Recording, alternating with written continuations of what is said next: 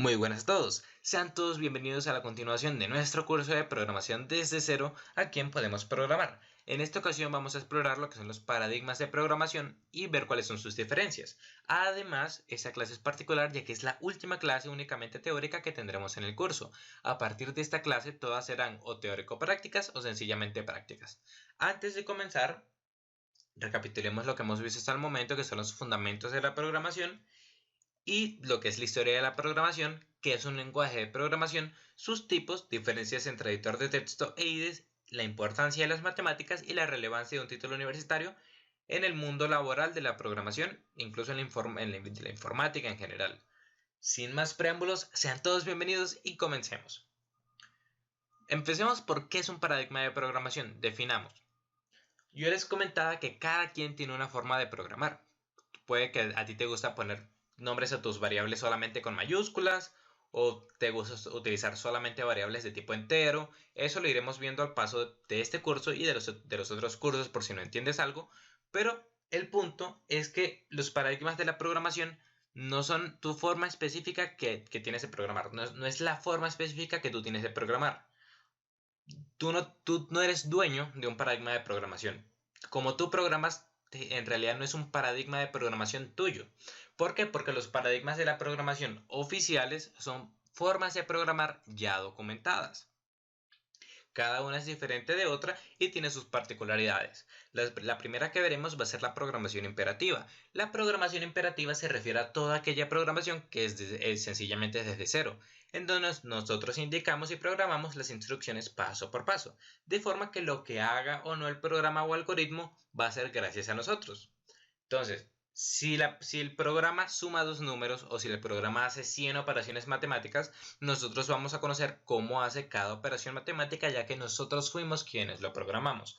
Un ejemplo claro de esto es cuando, por ejemplo, estamos viendo un tutorial de cocina y nosotros tenemos que seguir paso por paso lo que hace el chef. Echar 500 mililitros de agua, 3 tazas de café, etc. Posterior a la programación imperativa tenemos a la programación declarativa, que existe gracias a la programación imperativa. Y mediante este paradigma se emplean sentencias declarativas para que se realicen acciones según nuestras necesidades. No todas las acciones las programamos nosotros. Es por ello que no necesariamente tenemos que saber cómo funciona todo el código. Y un ejemplo de esto es, por ejemplo, las calculadoras, los teléfonos o las computadoras. Nosotros no, para usar una calculadora no necesariamente tenemos que saber cuál es la lógica que hay dentro de esa calculadora.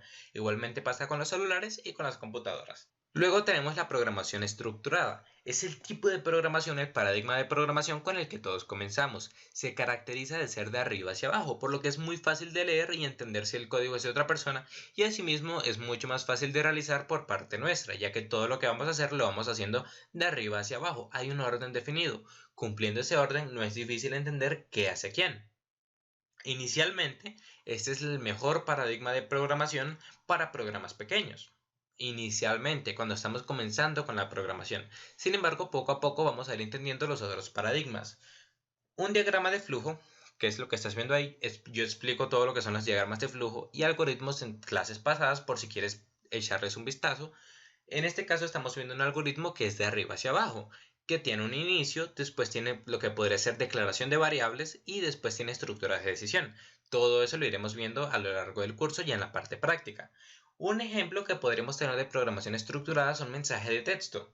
¿Por qué? Porque tú en un mensaje de texto entiendes cuál es el orden porque todo va de arriba hacia abajo. Tú sabes cuál es, por ejemplo, la pregunta y cuál es la respuesta. Sabes cuál es la oración inicial y cuál es la oración final, porque todo es de arriba hacia abajo. Y legiblemente hablando es mucho más fácil de entender.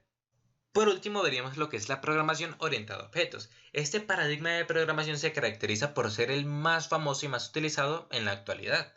Y es que permite un nivel de optimización y orden increíble mediante la reutilización de grandes o pequeñas porciones de código. Se maneja por clases y a partir de cada clase se pueden crear uno o varios objetos. Entonces vamos a ver un ejemplo.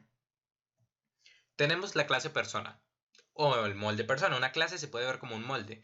Esta clase persona o molde persona tendrá tres atributos, tres características, que por lo general todos los objetos de tipo esa clase, en este caso la clase persona, deberían compartir. O sea, son cosas que sí o sí tiene que tener el objeto.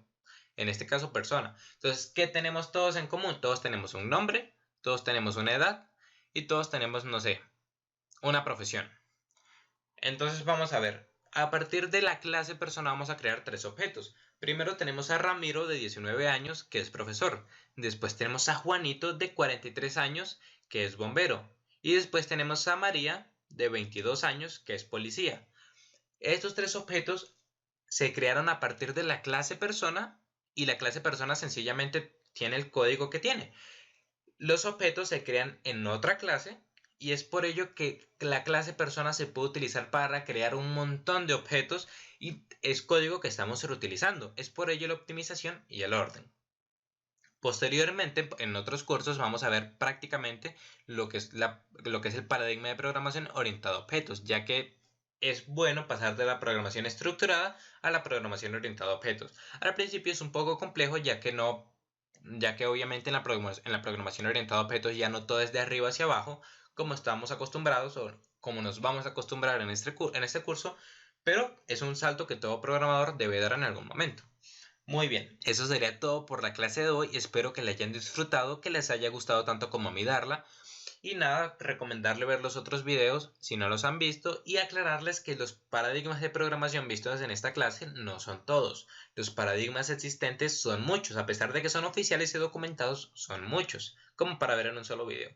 Te invito a que investigues los otros y además a que investigues más a fondo los vistos en esta clase y veas prácticamente cómo son. Sin embargo, aquí en futuros cursos, como en el curso de Java, que haremos posteriormente a este, vamos a ver todo lo que es la programación orientada a objetos. Muy bien, eso sería todo hasta el momento. Un saludo a todos y recuerden que todos podemos programar.